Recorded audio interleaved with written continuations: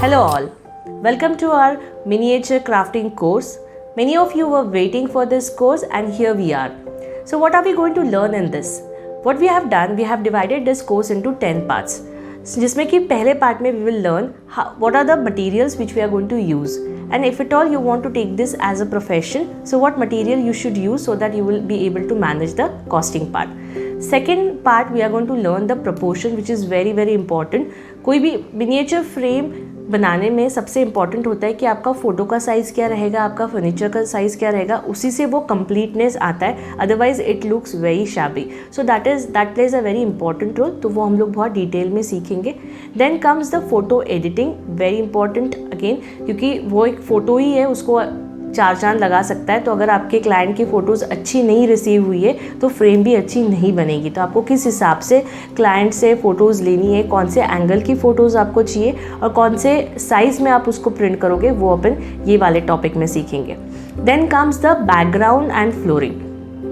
आपके फ़ोटोज़ जो रहेंगे उस हिसाब से we will decide which color theme we will go ahead with. Color theme plays again a very important role in complete miniature, because color theme के हिसाब से ही आपकी फ़ोटोज़ enhance होगी. अगर आपने बैकग्राउंड बहुत डार्क ले लिया और क्लाइंट का जो फ़ोटो है वो भी डार्क है, मतलब उन्होंने भी अगर डार्क ड्रेस पहनी है, तो वो बिल्कुल भी कॉम्प्लीमेंट नहीं करेगा. तो this are the things which we need to keep in mind while designing a miniature frame.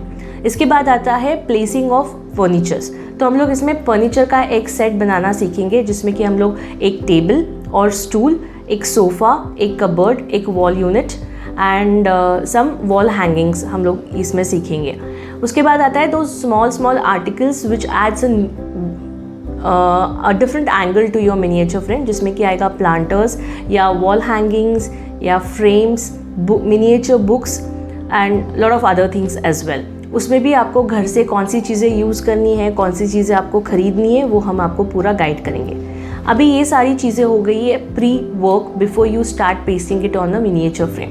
उसके बाद आता है कि आपको उसको पेस्टिंग करना है, सो दैट जब आप फ्रेम को बंद करते हो उसमें से कुछ भी निकले ना.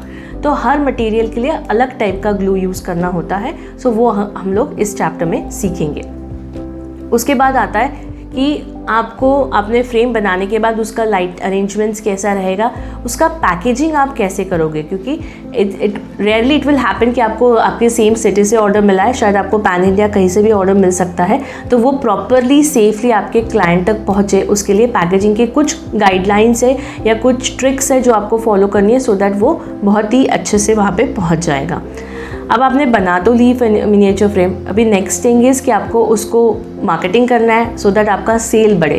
तो किस हिसाब से उसको मार्केटिंग कर सकते हैं आप, कैसे उसका कंटेंट क्रिएट कर सकते हैं, वो भी हम लोग इसमें सीखेंगे. And one more thing is we have an option with kit and without kit. वो आपने शायद ब्रोशर में देखा ही होगा या जहाँ से भी आपने एनरोल किया वहाँ पे देखा होगा.